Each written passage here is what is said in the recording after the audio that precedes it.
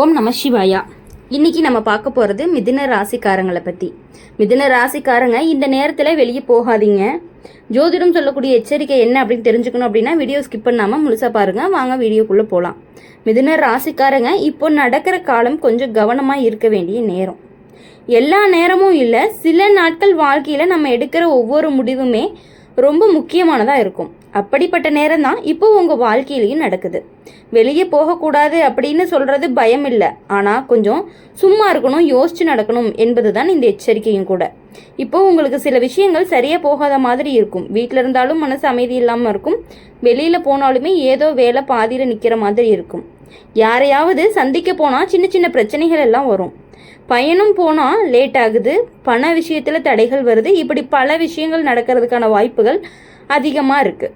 அதனால் தேவையில்லாமல் வெளியே போகாமல் இருந்தீங்க அப்படின்னா மட்டும்தான் சீக்கிரமாக வீடு திரும்புறது அப்படிங்கிறது ரொம்பவே நல்லது.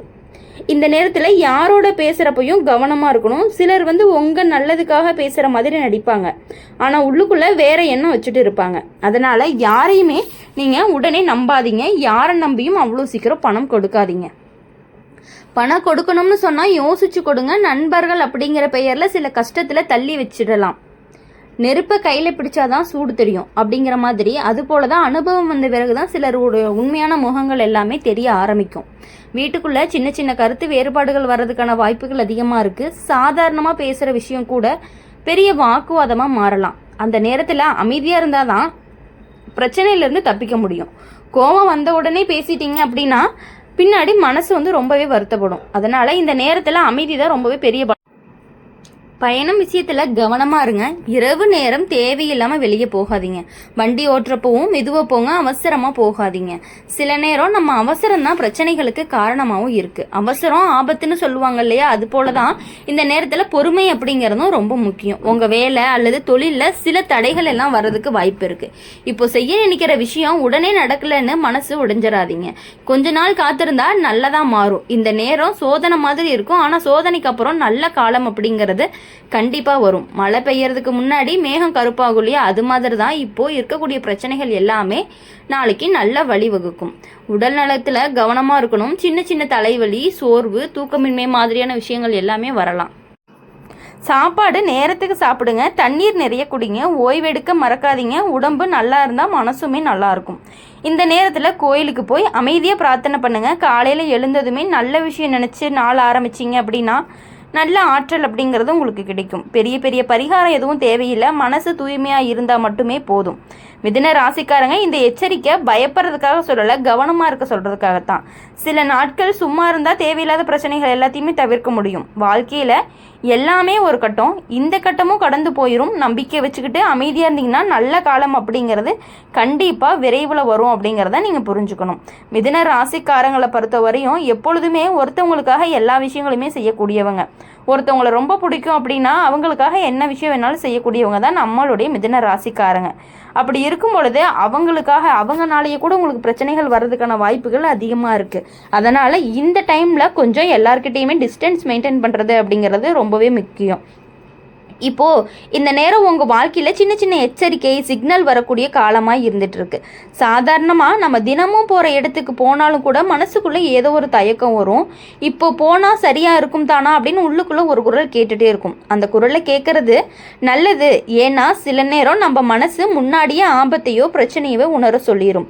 வெளியே போகாதீங்கன்னு சொல்கிறதுல ஒரு முக்கிய காரணம் என்ன அப்படின்னா, இந்த நேரத்தில் தேவையில்லாத ட்ராவலை அவாய்ட் பண்ணிக்கோங்க. தேவையில்லாத சுற்றுறது, கூட்டம் இருக்கிற இடத்துக்கு போகிறது, இரவு நேரத்தில் அவுட்டிங்கு, தூரமான பயணம், இதை எல்லாத்தையுமே கொஞ்சம் குறைச்சிக்கோங்க. நண்பர்கள் கூப்பிட்டாங்கன்னு உடனே போகாமல் வேலை முக்கியமாக இருந்தால் போங்க, இல்லைன்னா வீட்டில் இருந்தே பார்த்துக்கலாம். இது உங்கள் பாதுகாப்புக்காக தான். பணம் சம்மந்தமான விஷயங்களில் கொஞ்சம் கவனமாக இருக்கணும். யாராவது முதலீடு பண்ணலாம், பிஸ்னஸ் தொடங்கலாம், லோன் எடுக்கலாம், அட்வான்ஸ் கொடுக்கலாம், அந்த மாதிரி ஏதாவது விஷயங்கள் சொன்னாங்க அப்படின்னா தயவு செஞ்சு பண்ணாதீங்க. கொஞ்ச நாள் வெயிட் பண்ணுங்கள், எல்லாமே சரியாக இருக்கும். ஒரு 2 மந்த்து அப்புறம் என்ன விஷயமோ அது உறுதியானதுக்கப்புறமா முடிவெடுங்க. ஏன்னா இந்த நேரத்தில் அவசரமாக எடுத்த முடிவுகள் பின்னாடி பிரச்சனை ஆகிறதுக்கான வாய்ப்புகள் கொஞ்சம் அதிகமாகவே இருக்குது. அளவுக்கு மீறினால் அமிர்தமும் நஞ்சுன்னு சொல்லுவாங்க. அது மாதிரி அதிக நம்பிக்கை கூட இப்போ நல்லதுக்கு கிடையாது. வீட்டுக்குள்ள சூழ்நிலையும் கொஞ்சம் மாற ஆரம்பிக்கும். சின்ன விஷயத்துக்கே மிஸ் அண்டர்ஸ்டாண்டிங்லாம் வர்றதுக்கான வாய்ப்புகள் இருக்குது. கணவன் மனைவி, அண்ணன் தம்பி, அப்பா பிள்ளைங்க யாராக இருந்தாலுமே பேசுகிறப்ப கொஞ்சம் பொறுமையாக பேசுங்க. கோபத்தை எல்லாம் குறைச்சிக்கோங்க. வார்த்தை தான் பெரிய ஆயுதம். ஒரு வார்த்தை சந்தோஷத்தை கொடுக்கும், ஒரு வார்த்தை காயத்தை கொடுக்கும். அதனால் கோபத்தில் பேசாமல் சும்மா இருந்தால் தான் பிரச்சனையும் தப்பும். அதனால் இந்த நேரத்தில் சிலர் உங்கள் முன்னாடி நல்லவங்க மாதிரி நடிப்பாங்க, ஆனால் பின்னாடி போய் பேசுவாங்க. அதனால் எல்லார்கிட்டையுமே உங்களுடைய சில விஷயங்கள், முக்கியமான விஷயங்கள் எதையுமே ஷேர் பண்ணிக்காதீங்க. உங்கள் திட்டம், உங்கள் ஃப்யூச்சர் பிளான், உங்கள் பண விஷயம் எல்லாமே உங்கள் மனசுக்குள்ளேயே வச்சுக்கோங்க. நம்பிக்கை இருந்தால் கூட முழுசாக சொல்லாதீங்க. ஏன்னா காலம் அப்படிங்கிறது கொஞ்சம் சோதிக்கிற மாதிரி இருக்கும். வேலை அப்படி இல்லாட்டி தொழில் கொஞ்சம் ஸ்லோவாக இருக்க மாதிரி இருக்கும். முன்னாடி வேகமாக நடந்த வேலை எல்லாமே இப்போ நிற்கிற மாதிரி இருக்கும். இப்போது பாஸ்கிட்ட ஏதாவது ஒரு அப்ரிசியேஷன் வாங்கணும், கிடைக்காம கூட இருக்கும். பிஸ்னஸில் கஸ்டமர்லாம் கொஞ்சம் குறையிறதுக்கான வாய்ப்புகள் இருக்குது. இன்கம் கொஞ்சம் குறையிறதுக்கான வாய்ப்புகள் இருக்குது. ஆனால் இதை பார்த்து மனசு உடைய வேண்டாம். இது எல்லாமே கொஞ்சம் நாளைக்கு தான். பொறுமையாக இருந்தீங்க அப்படின்னா மறுபடியும் நல்ல க்ரோத் உங்களுக்கு கண்டிப்பாக கிடைக்கும்.